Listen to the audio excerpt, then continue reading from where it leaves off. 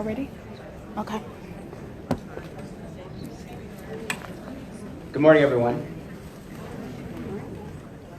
So we hope you all made it to the right place. Thank you for coming today. Well, I'm very excited to show this presentation. Yes, I am. That's a beautiful picture. It's wonderful, isn't it? Bear with me.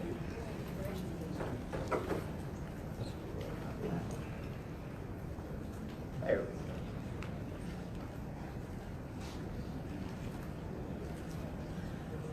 we go. All right. Technical difficulties. So we're good. So our presentation topic today is like kittens with a shiny object, how to get students to pay attention to you. And without further ado, we just want to kick off introductions really quick. My name is Matthew Muntz. I'm at Duval College in Buffalo, New York. We are right on the west side of Buffalo. We can see Canada basically from our campus. It's beautiful. And we are a growing institution at the moment. We really focus on health science. And with the insurgence and renaissance of Buffalo and the newfound dedication to the health programs of Buffalo, we're strongly positioned to really take off in the next couple of years. And we have some really big aspirations for growth. Right now, we have a profile of students receiving financial aid of 92%, and we are in Lucian College School. We implemented Lucian about 3 years ago, so we are kind of a new client with them. We are looking at areas of innovation everywhere we possibly can, and one of them is text messaging. We are using text messaging in the admissions office, and we're starting to use them in service offices as well. And fun stat about Duval is that we were one of the first 10 schools in the nation to use the Mongoose text platform. I'm going to pass this on to Michelle. All right. My name is Michelle Stipp, and I'm the Director of Financial Aid Services at Roosevelt University, located along the beautiful and magnificent Mile in downtown Chicago. We have an office that's really a blended model. We have both student accounts and financial aid in one area. So we like to say that we're your one-stop shop for all things financial. Students have a question about their bill or payment plan or anything, we are the place where they start, and we will gladly shepherd them to another department if that's where they need to end up. They start with us.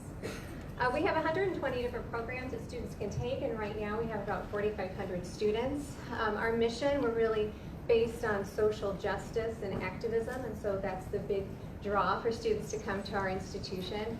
A little bit of history about Roosevelt. It really became an experiment in equality. At the time, when Roosevelt was founded, they were starting to put quotas on the types of individuals that could go to college, like only this number of students from this religion, this number of students from this ethnic background, and so on. And folks at Roosevelt said that makes no sense. So if someone is academically talented and wants to go to college, we want them to come to college. And so that's part of the reason why you see we have a lot of our students that are using financial aid. About 98% of our students are using some form of aid. At our office, we aren't a huge staff. We have about 8 financial aid counselors that work with all the students. And we use Banner as our primary platform to engage with those students. A fun fact about Roosevelt, we are the 3rd most ethnically diverse college in the Midwest. Hello everyone, my name is Shar-day Campbell and I'm representing HCC Eagles, Houston Community College. My mama doesn't go to HCC, she just cheers me on. So we're a really large institution, and that makes our financial aid operations really significantly large. We have 14 financial aid offices, a centralized call center, roughly almost about 20-person processing center. We have approximately about 40,000 students on aid, and we're the only student service department that has a communications and social media coordinator on site, and that's me. And my boss, our executive director, Joel Sorcier, had the foresight to get that position approved. So you see her right there if you all are trying to get some buy-in. Look, everyone turns to her. Wave, Joellen.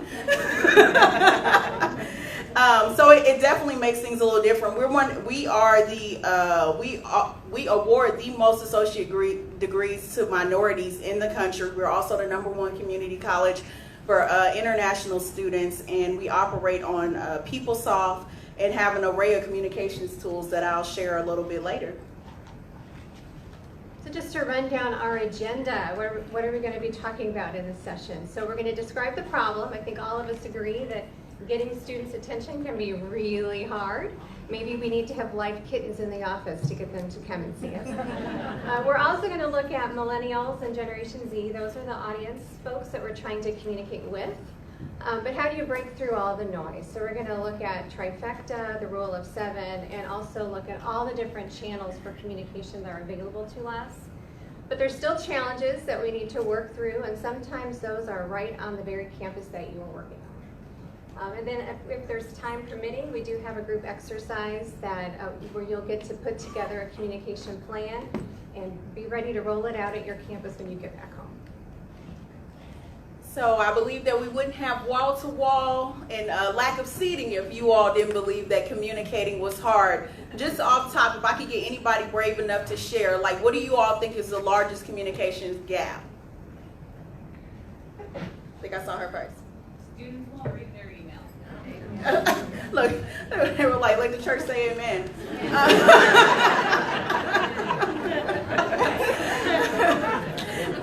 But that's the largest, that's our most accessible platform to communicate with them often. So we're going to offer some different options in how we are somewhat winning.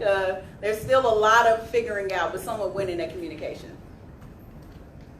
So this is a pretty incredible image. If you start to kind of look at this, and if you can see it, it's very impactful. You're going to start to see what is happening every day to our students.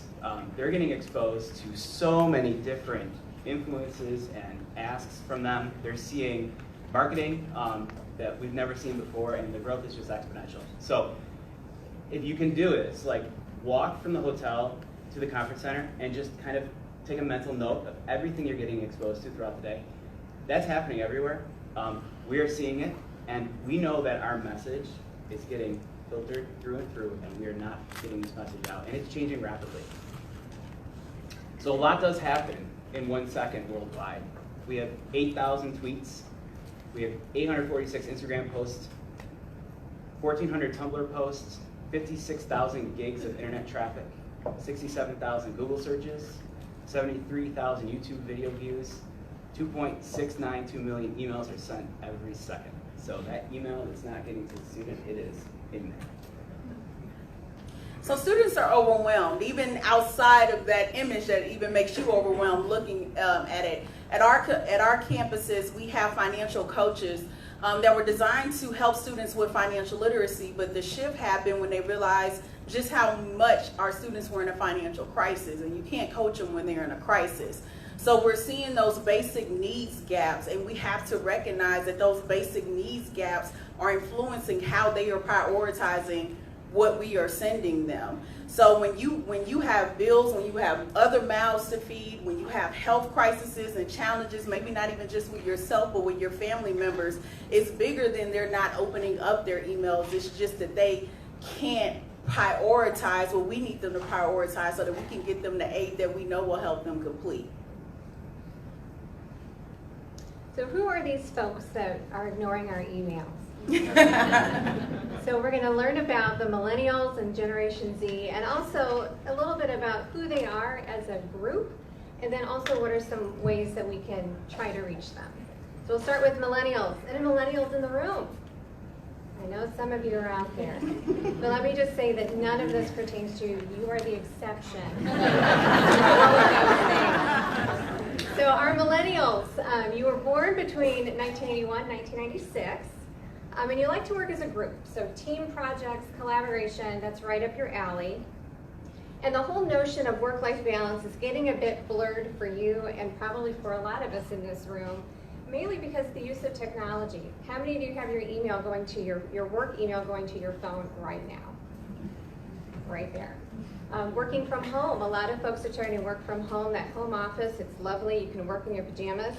but it's also a little bit challenging to step away and say, okay, it's time for life to happen now. And so they're really struggling in this area.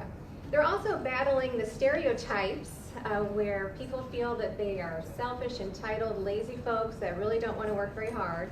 But that's, of course, that's not true. They are experiencing higher unemployment than the national average. And so some folks feel that it's because they want their dream job, and if they can't have that dream job, they would just rather not work. But others think that it might have something to do more with their education and training. Maybe they need to improve their interpersonal skills, critical thinking, things along that line to really make them more relevant in the job market. So how do we reach these folks? Well, we all have cell phones. They love the notion of being mobile and texting. All of the technology components, they're very savvy with that. They also want it to be personal. They want to be the star. So instead of using words like he, she, focus on words like you. So that way it's personal and relevant to them. Engage them in the experience. Again, we talked about how they like to collaborate. Are there opportunities where you can collaborate with them and include them as part of the solution? And then, of course, appealing to their values. You know, they're very purpose-driven, and if you can appeal to their belief system, get their buy-in, they're going to be more likely to follow through and help you. The fear of missing out. That's a big way to reach them too. So using statistics like 85% of the students have already done this. Why aren't you doing it? That will also get their attention. And of course, they're frugal, so being transparent about costs and being upfront is an important way to get a hold of them too. And then even video. Video is a new frontier for some financial aid offices. But it's certainly another tool that you can use to engage your students as well. And now Gen Z. So these folks are just now getting ready, in some cases, to enter the workforce. They were born between 97 and post-2000. And these folks, they consider them the mobile native group. So they were born with a cell phone or tablet in their hand. And because of that, they pick up new technologies very quickly. It's all very intuitive to them. So again, the whole notion of texting, email, that's, again, right up their alley. They also came through some pretty tough times. They grew up during 9/11. They grew up during the recession. So the feeling secure and safe is an important part of who they are as well. They also embrace diversity. They're open to different cultures and different perspectives, which is great. And then, of course, they check their social media about 100 times a day, so some of you may fall into that category too. They also think carefully about finances. Again, we mentioned the Great Recession, and so they may have seen the tough times that their parents went through, and that's going to resonate with them because they don't want to make those same mistakes or go through that same type of experience again. And then they also are very self-motivated. So they sometimes feel that to want it done right, you need to do it yourself. And so even if they're working as a team, they still want to know, okay, so how did I do? How did I do? And so that's going to be a very important way to understand how they think as well. So reaching those students, again, transparency. Don't sugarcoat it. Just be upfront and tell them like it is. Get to the point. They also align with Brand Me. Something that Shar-day shared with us, her institution did a scholarship where students had to submit a video. And as soon as that scholarship was announced, a lot of those students were going in and they were deleting those videos because they didn't want that out there. So if you think about the world and the land of Instagram filters, we can all make ourselves look way better with Instagram filters. And that feeds right into this Brand Me, cultivating who you are. Again, they're digital native folks, so mobile, Wi-Fi, texting, all of that is right at the core of how they communicate. And using video, they are open to video, but they want it to tell a story. So suck them in, make it creative, and keep their attention. And then also be including them in the experience. You know, not necessarily trying to sell a product, but keep it as more of an experience of why they want to do this. And then also empower the self-service. So we all have student portals, at least a lot of us have student portals. I know my institution has a mobile app where they can do all kinds of activities whenever they want to do it. So again, enabling them to take control and manage the process on their own is also going to be very appealing to them. So how do we break through all the noise? We saw that great graphic of all the noise that's out there. So some techniques that we're going to review next. We're going to talk about the trifecta, the rule of 7, and then of course all the different channels. So that breakthrough that we're looking for, and that first bubble is really what I would consider the biggest thing, and that's persistence. I think a lot of times we aren't considering the frequency of our communications, just that we sent a communication. So really auditing what you're sending and then the frequency of it, and then aligning it with the calendar when it's timely, when it's relevant, and as somewhat of an escalation point, and looking at this communication and said, when would this be relevant again? When can I circle back? And then just send that gentle nudge. Also, consistent messaging. If you're sending out your email communications, this is what I'm really hyper focusing on right now, is our emails, our website, and all of our communications saying the same thing. And that can be difficult because regulatory things are changing all of the time. So it's taking, you have to make a concerted effort to audit your communications and making sure that that message is consistent. And then recognizing and auditing how many platforms you have available to get that message out in the institution, even outside of your department, and reaching out to other departments and seeing how y'all can collaborate even from a communications platform standpoint. So we're going to go marketing 101 really quick. And we're going to talk about the rule of 7. And advertising concept that says you need to see a message 7 times before you're forced to take action. So if you think about these emails that we've been sending, and a month and a half goes by where you're sending out 7 emails, they might finally take action then. So that is something that we need to be very mindful of. And as the noise gets louder and louder for these students, our strategy has to change. And right now, when you start to look at channels that are available for you, there's a plethora, and they are growing every day. And what we see in higher education is the world is our oyster to use any of these messages. We could use social media, television, online chat, and maybe campuses are using these in different fashions. Maybe your recruit strategy is looking at a lot of, online, ad placements. Maybe you're still seeing some stuff in the radio. Maybe you're still hearing some stuff in the radio. Maybe you're still getting phone calls from groups. Financial aid is different though, and we clearly know that these strategies don't work in financial aid. And what we're going to focus on today is 3 distinct strategies. We want to look at social media, we want to look at text messaging, and we still want to look at email. There might be opportunities to have financial messaging in other areas, but not for the constant information that you want to send with the regulatory concern that Shar-day brought up, but also to get that student engaged, and as Michelle said before, in that one-on-one communication strategy that you want to have. So as we start to look at this, we need to optimize. Yes, so just to give you some reasons to focus on these particular channels, there's a lot of stats that really back up and support that. So for example, there are more active mobile devices than there are people on Earth. So think about that for a second. Also, 85% of the 18 to 29-year-old students own smartphones, and that's larger than any other age group in the country. 60% of Americans' digital media time is spent on smartphones or tablets. I know when I came to the conference, I brought both a smartphone and a tablet, because you never know, you might need both. 40% of Generation Z feels that working Wi-Fi is more important than working bathroom. So let's pause and think about that for just a moment. So, the average college student brings 7 internet-connected devices to campus. 7. Yes. I don't even own 7 different devices, but apparently that's where their refund is going. More than half of smartphone users use their phone to look up health information. I mean, WebMD, come on, you've got that itch. Let's talk about where that's coming from. And then also, yeah, and then it's deadly.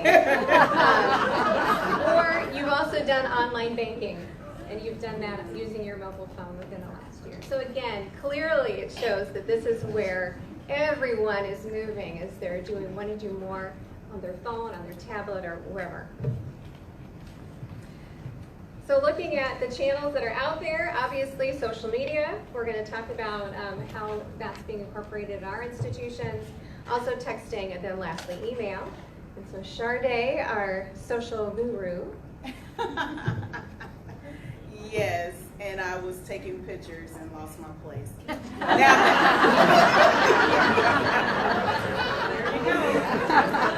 Oh, I'm terrible. All right, so social media at HTC. That was really the vision that Joellen had for this particular role, was launching the social media presence of financial aid. So I made the decision, I don't have a background in financial aid, so I needed to take time to get acclimated, aka get baptized by fire by the whole process. And so once I had some knowledge under my belt, I launched our first social media efforts on our district platform. So I didn't create a separate social media channel or profile for just financial aid. I leverage the institution's social media platform, and I do a series called Financial Aid Fridays. So I post every Friday about financial aid, timely and relevant information. And I did this also to create an expectation of when to expect to hear from financial aid on social media. Of course, I answer questions as they come in. I treat social as an extension of our customer service arm. So when these questions are coming through, they're not just getting an answer linked to a website, they're getting an answer specific to their particular account. I made the decision to make sure our tone is timely, helpful, conversational, relevant, with a touch of humor. And I always say just enough touch not to have me get touched by the board or anything. Joellen says she trusts my knowing how to push and when to pull back. So the type of content that I produce for social media, because that's the biggest question, right? Of what type of content am I going to post? So I do memes. We have a we have a television studio in our basement, and I use that for high-end television production. I also use my cell phone for coverage of our events. We are a partner with Financial Aid TV, so we have a large repository of informational videos. I also leverage student testimonials and event flyers. So those are the types of content. The top posts, because you want to go in and go viral in financial aid, right? Because that's not going to happen.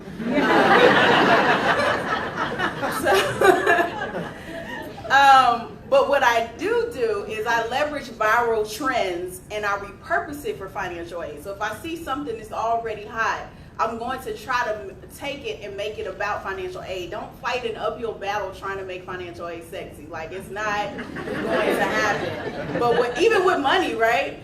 But you can leverage something that's already popular and make it about financial aid, and I'll show some examples. I use humor, crisis communication during Harvey. There were no call centers, there weren't people in the office, and they turned to social media to get their money questions answered. They were wondering how were they going to pay for class. So again, back to the extension of the customer service arm. These are the top posts. Scholarship opportunities. If you have nothing else to post, if you have all those emails from those people that are saying, hey, can you post my scholarship, and you have nowhere else to put them, that's content for social media. And we also have our financial literacy coaches who have a lot of events that I leverage for that. So we're consistently the top 5 posts on our social media channel. So that means that the students were waiting to get content from financial aid. What I'm going to show you all is a rap skit. I'm a rapper now. That I did that was the #1 video last year. We also did a series on repayment options, and public service loan forgiveness video was the #2 most viewed video on our community college's YouTube channel.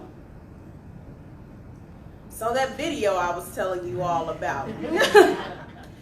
So there was a viral trend, going back to us playing off of the viral trend. It was called For the D. All lewdness implied. And so the premise of the trend was that people were rapping about what they were going to do for that. And I was like, the only D y'all need to be worried about is your degree. Okay? And when I had that thought, that's what led to this video. You can play it.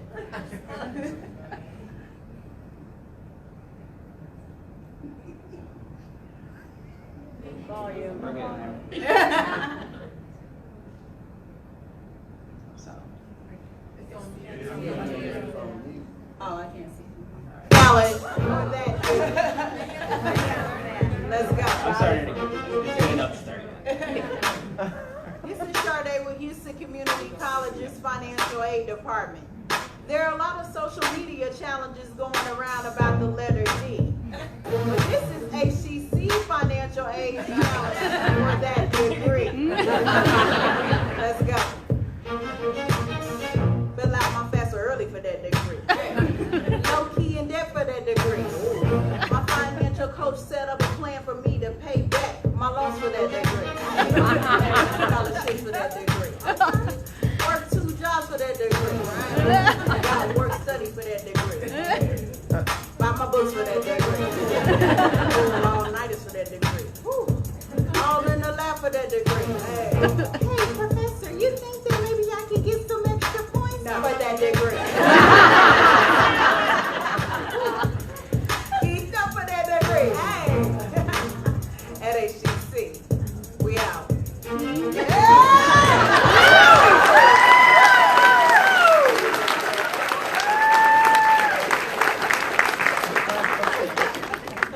I became a rapper at 30. I'm retired.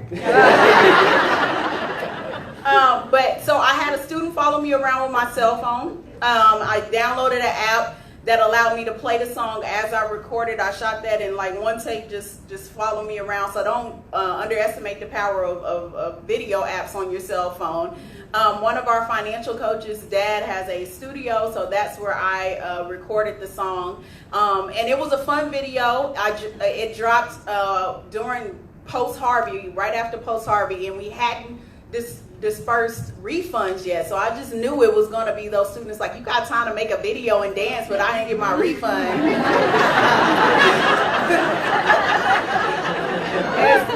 And so that is the biggest call to action, to take risk, calculated risk.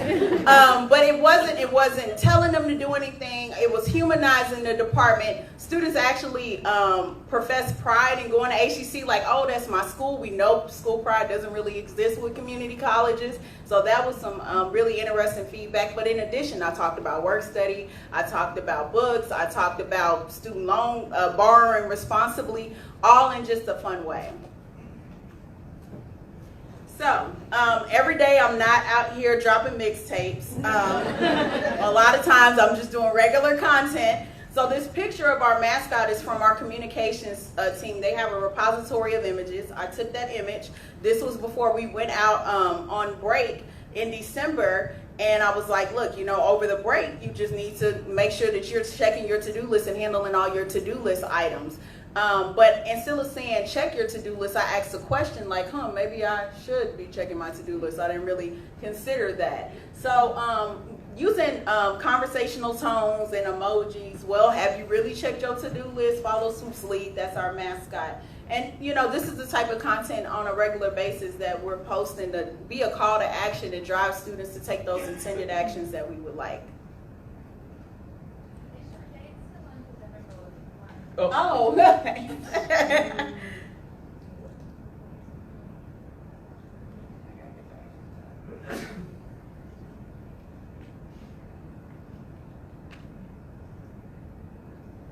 I ask you a quick question while we're doing this? Go for it. So, how did you get your marketing and communication department to be okay with potentially posting something that's not production material? Because that's the pushback I get all the time. Right. And I'm like, oh, so you're going to get that to me in 2 years? Listen, institutionally, people have started coming to me because they've seen how quick my turnaround is. Our department is so strained, they actually welcome the help. I think you have to go to them maybe with a calendar and say, this is when I want to post content. This is February is financial aid month. I want to do a really large push. April is financial literacy month. I want to do a really large push. I think if they think you have a plan, there are a lot that resistance to not giving you any autonomy. You can break that barrier down some. But when you're just going to them ad hoc all of the time, is your institution not using social media video at all? They're only doing high production video? Pretty much, yes. Yeah, ours is. We were supposed to have a video for financial aid last academic year, 2017. I am still waiting on it.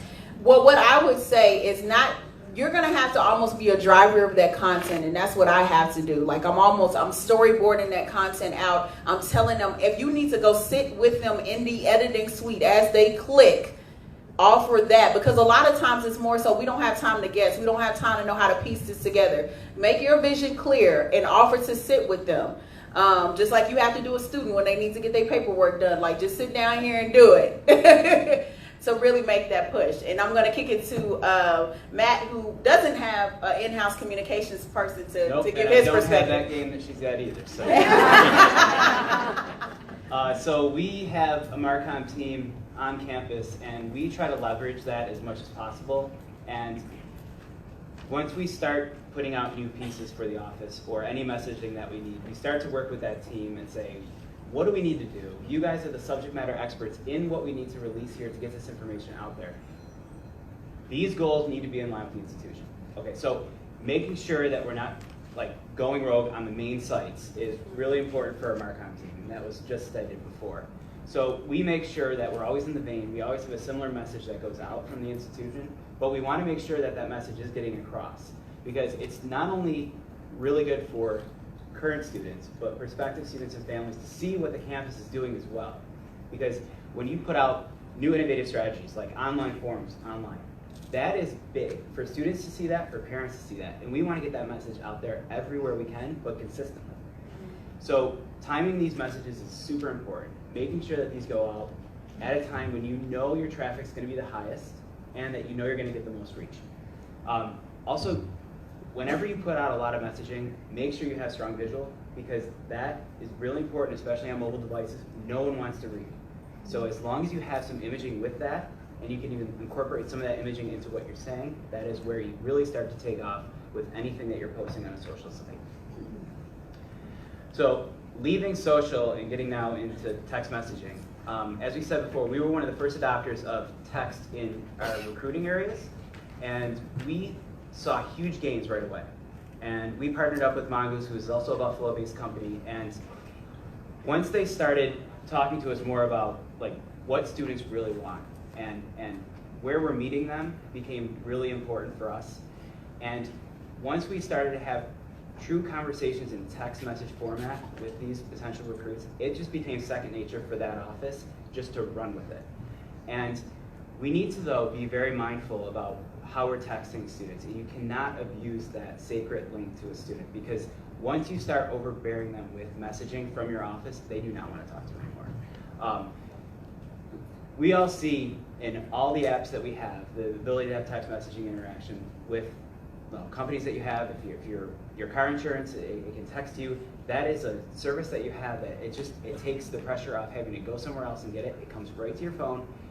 The one thing you do have to do, though, is make sure that your text messaging strategy has some sort of documented permission where you're allowing those offices to communicate with those students, especially now in the land of FERPA, because this is an example up here, and I don't know if you guys can really see this, but on the deck you should be able to. This was an actual conversation that we had through admissions into financial aid, and basically we hit the mom, and the mom came back and started having a conversation with us. So we had to check FERPA first to make sure this conversation could continue in this fashion. But when it did, it was a great conversation, and we actually brought the student in, and it was all based on the financial aid issues that they were having and the decisions they were trying to make. And the mom was at work, and we were able to get everything straightened out just through a text message.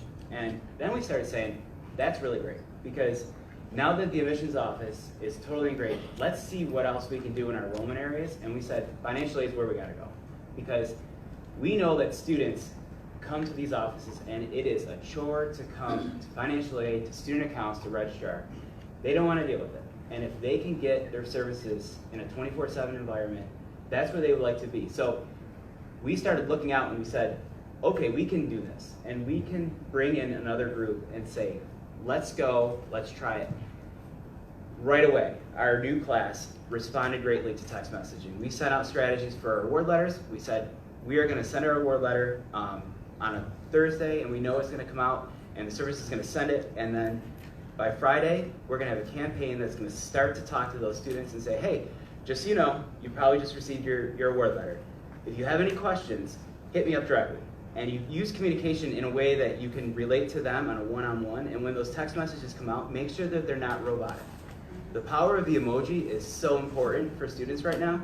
To put in visuals like that so they can see, when we communicate with them, we encourage our staff to use happy emojis, use dollar sign emojis, whatever you can to get that messaging out there. It's hilarious. Like, I have communications with my daughter on my wife's phone, and we constantly talk in emojis, and that's how they want to communicate. So, and that generation is just there with it. So, to make that a human level approach really, really, really gets your message across. So as we keep to look at these text messages, we just have some ideas in here for this. Shar-day is going to take on some of this tactical reminders that you guys are using at Houston. Right. So I use text messaging almost as an escalation point. We have a robust automated PeopleSoft communications, but when we're seeing that there isn't the action being taken that needs to be taken, we leverage the text messaging. We don't have the two-way opportunity platform that Matt does, but we do use Blackboard text messaging for mass text messaging, and for the FERPA reasons, you generally drive them to that email account to make sure that we're not giving out too much information or any personal information, but it's definitely a great tool to get that action needed when you're not moving the needle. So as we start to look at text, and if you really start to think about how you're going to use text, there's a lot of steps that you have to take as a college to get there. The biggest thing that we found in our experience was, and I said before, we adopted Colleague 3 years ago, and we went from a very archaic system to this, and it was a huge leap for this school to do that. But the decisions that we made even 3 years ago, we wish we would have made decisions better then, because we did not make a core requirement for a student data standard to come over from our CRM system to look at the mobile number. So now we have to clean our entire database, and we only have 3,000 students, so it's not that bad. But just that's an effort that we have to do to get current students on the platform, because we have to know that that's a mobile number. And there's services that will vet that out for you, but just that task is there. And I know that you guys have those issues as well. Yeah. So. We have a challenge even getting students to give us their cell phone number. I was meeting with a student, she had a cell phone in her hand, and I said, do you have a cell number that we can use? No. So that can sometimes be a problem in and of itself, is they don't necessarily want us to text them. But what we primarily use texting for that reason is just notifications about deadlines. So we're very tactical. You know, we'll even set a reminder to say, hey, classes start tomorrow, just to make sure they don't forget. But we don't use it for the two-way communication. Our software does have one small level of sophistication, and that we can send a voice message. So we can send a recording of a voice message if that is a message that we think a text is just not going to cover what we need to do. But for the most part, it's very limited, just because we don't have a lot of the numbers that we would need to really make it truly effective. So the last thing we just want to say on this is make sure when you do start a text campaign and you do go all in on text that you know the opt-in and opt-out policies. And it does vary by country as well. So being a border school with Canada, we have two completely different strategies for the US and the Canadian population. So just be mindful of that when you do start to roll this out. Your IT team and your admissions team should know a lot of these current country strategies as well, or rules as well for your strategy. So we're going to switch out to another lighter topic. So now we're going to talk about email. So at my school, we don't do too much with social. And I mentioned we don't do too much with texting either. So our primary communication strategy is email, and lots of it. So in our office, I am the communication department for our financial aid office. And so we build all of the emails that we send. We just use Microsoft Word to build the email. And then we use the mail merge function to push it out through Outlook. So we use our general financial aid services email inbox. And we try to be strategic so that we can pay attention to when we know call volume is going to be higher, or when we know student traffic is higher, so that we don't kill ourselves with the phones exploding because we just emailed 4,000 students. And so we also try to split it up. So we'll do maybe a third of the emails will go out on Monday, a third will go out on Wednesday, and a third will go out on Friday. So that way we can plan for the increased phone calls, the increased traffic, and so we can still keep our service at an optimum level. So folks aren't now complaining that, well, you sent an email and I can't even talk to anybody. And then the other piece too that we spend a lot of time on is our subject line.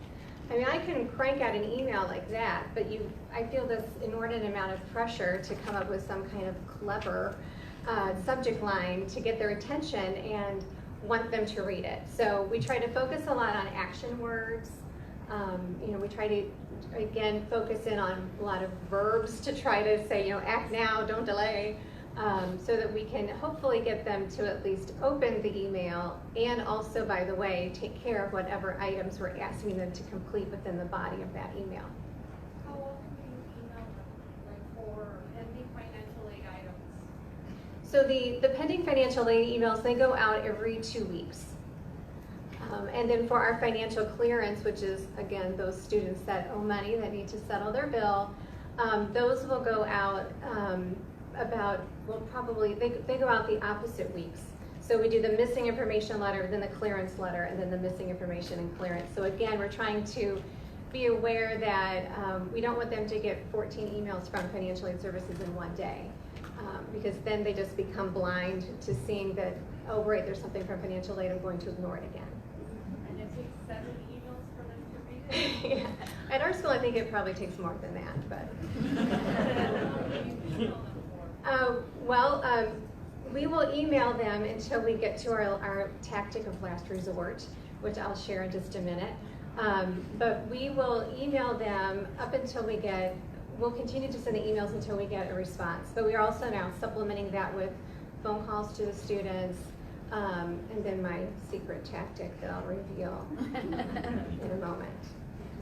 So at Houston Community College, we have a robust automated communications plan. We also have an in-house analyst, PeopleSoft analyst that schedules all of these communications based off of triggers. So outside of even just the forms, if we need you to take action, if our processing center recognizes that we actually need another source of documentation, they can send a separate email communication. So we have communication going out based on where you are in the process consistently. When we see that that's not working, or if we have a issue in the office or with a processing issue, we leverage Blackboard for one-time ad hoc communication. And that's when those subject lines, like Michelle was talking about, play a really big role in getting them to open it up. I have a majority-minority population, so I get very creative with my subject lines. He said, hit me up, I'll be like, come through. It just depends on what I'm trying to get them to do. But the big thing is when you're coming up with these emails is that you have a landing page, an optimized landing page to drive traffic to for them to get additional information, and making sure, again, with the consistency that the messaging aligns with the other platforms. So if you're sending an email and you haven't that has different information than your actual website is, that'll be the one time they actually read it because they want to hold you to it, right?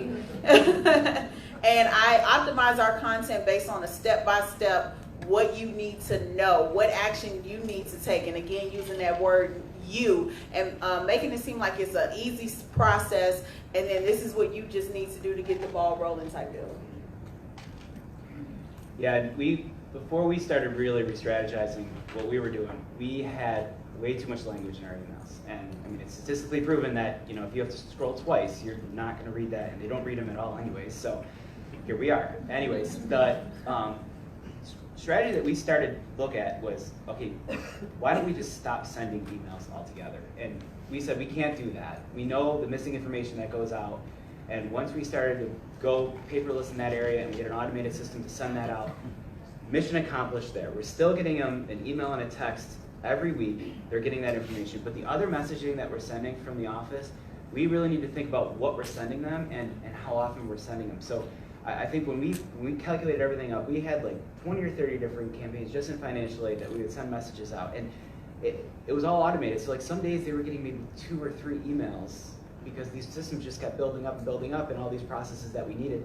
So whether it's work study, whether it's something about Perkins loans, whether it's something about just your federal direct loan, you're sending them way too much information way too often, and they just tune us out. And then you start to look at all the other offices in the school that's also communicating through email. They're receiving 20, 30 emails just from offices every day. So we said, break it all down. Let's restart. We rewrote all of our emails, and we took out every piece of jargon and acronym and financial aidings that we could, and we said, what are we trying to accomplish here? We need them to do a task, and what's going to happen, because if they do that task, here's your success on this. And re-strategizing that way and start to talk to them directly and what the outcome will be really started to have a better effect on what we were actually sending out and getting back to students. And then, as Michelle said before, the emails have to go out at strategic time. And it's not a joke that you send out an email at 4:30 on a Friday and bang out for the week, because they are expecting to have a conversation about that task you just assigned them to. So making sure that that's timed correctly is super important. So if you look at your calendar and you can say, we know we have a high population of students on campus or engaged, maybe send it to them, whether you know that they're going to be in their web mail, when you know they're going to be on campus where they can take some action. That is huge to get the responses that Michelle was talking about. So our last resort. So social media, texting, emails does not work all the time. And there's this little group of our favorite students that we need to resort to in some cases, some unconventional methods.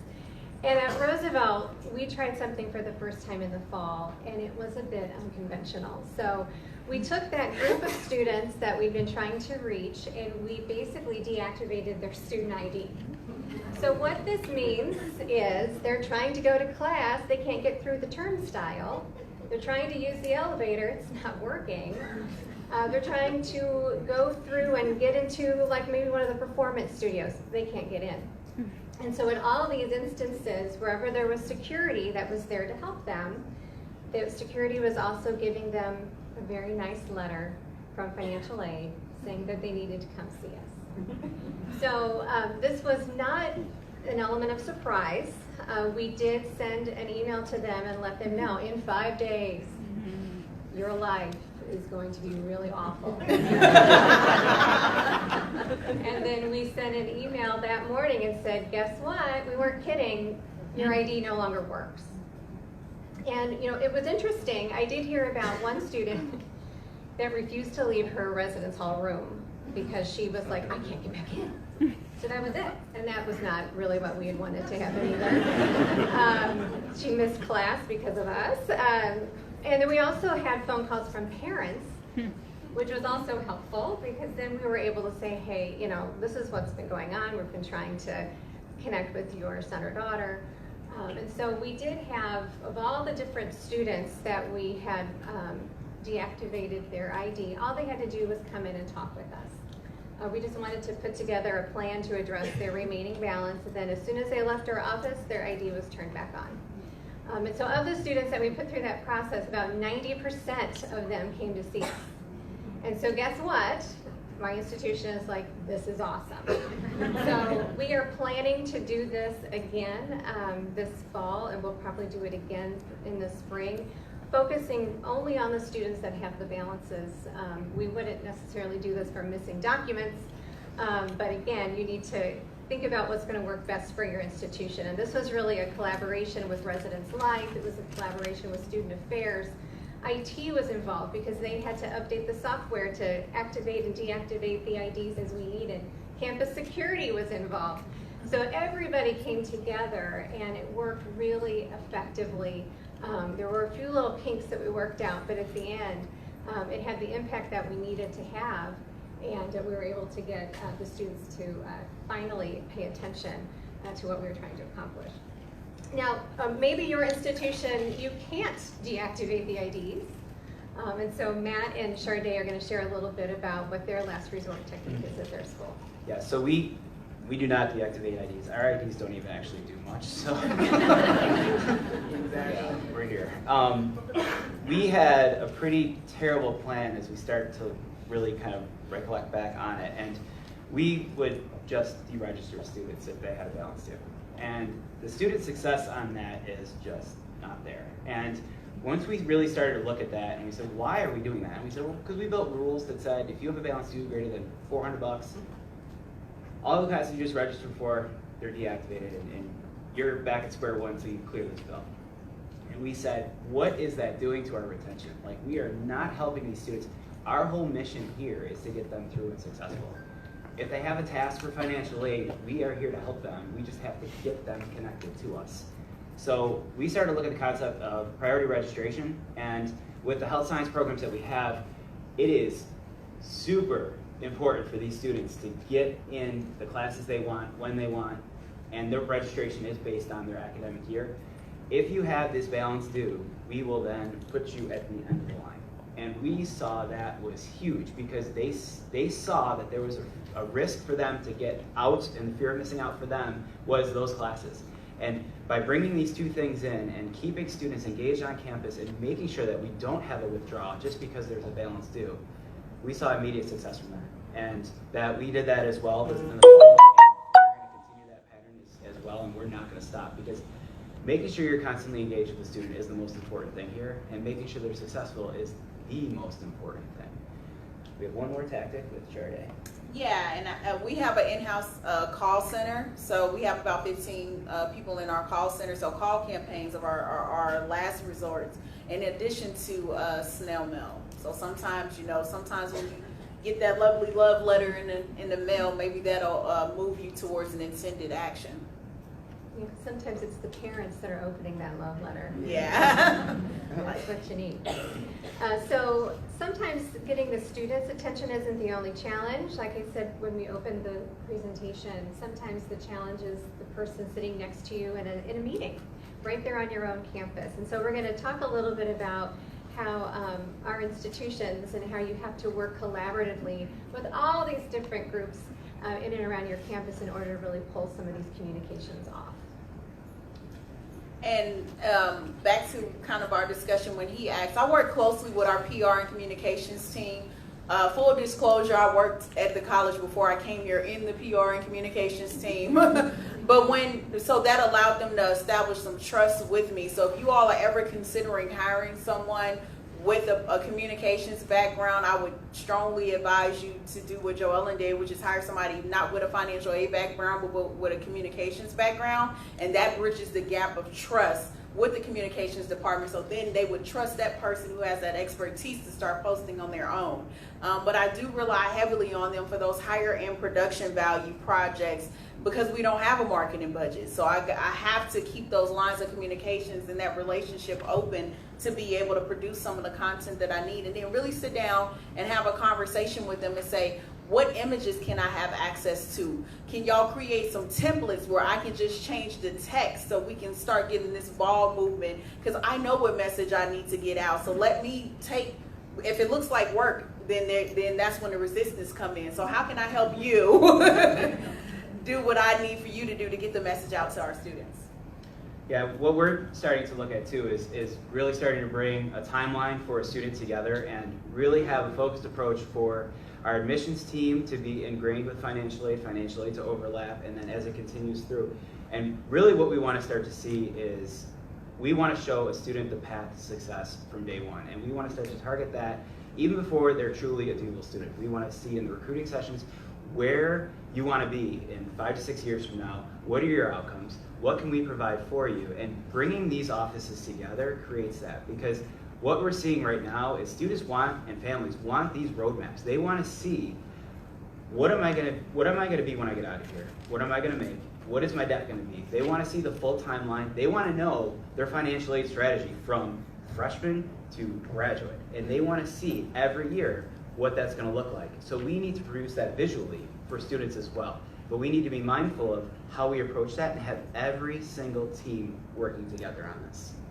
Yeah, and at Roosevelt, my group were part of enrollment services. And so we work very closely with admissions and similar to what Matt described, we built a calendar. These are the financial aid topics that are going to be pertinent to admissions, well, to the new students at this point in time. And what we did before, it was a lot of information overload. We would give them lengthy emails and brochures that had way too much content. And even the presentations that we would give at open houses where it's like words. And so we started kind of take a step back and think about, what do the students need to know right now?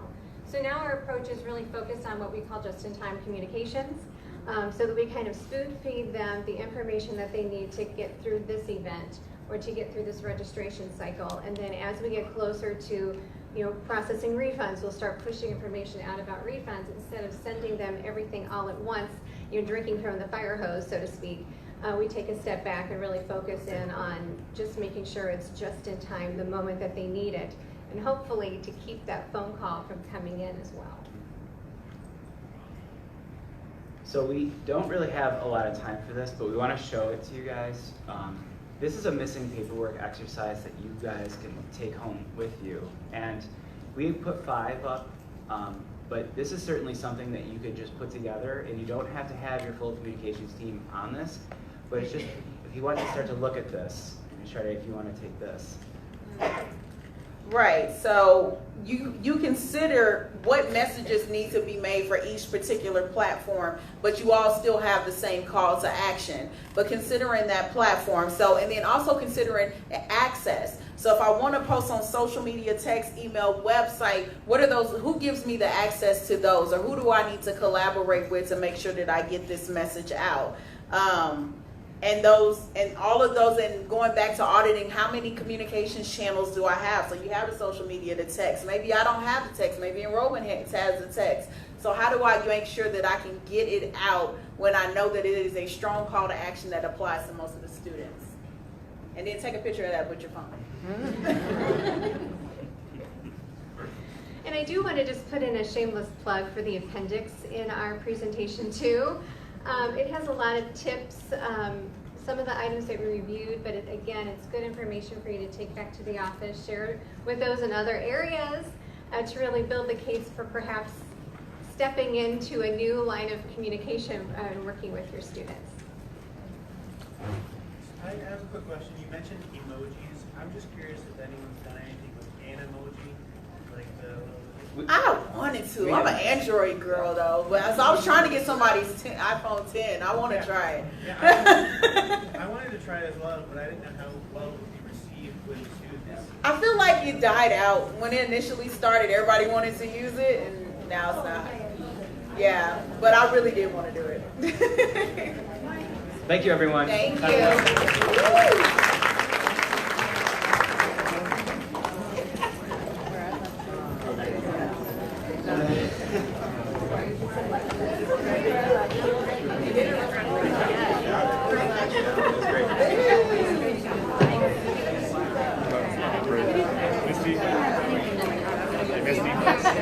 See you later. I'm going down to the booth and meet up with that college.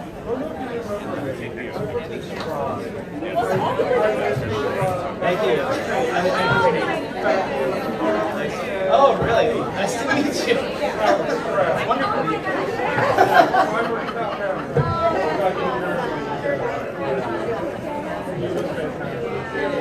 This is Matt, nice to meet you. Yeah, we did up and down.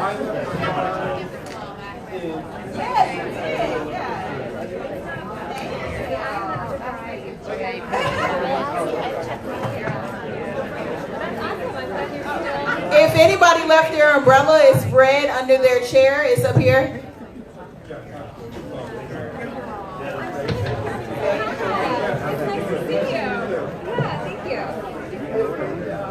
You guys really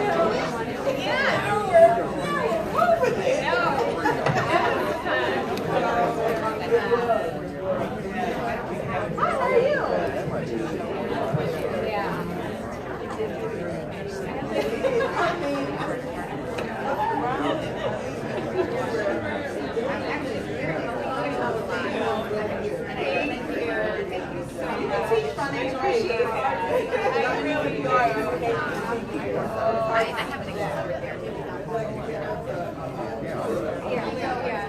We'll be here all week. I literally. Yeah, you on Twitter? No, don't, I was like, they were following the hashtag, but. Okay, I'll email you my info.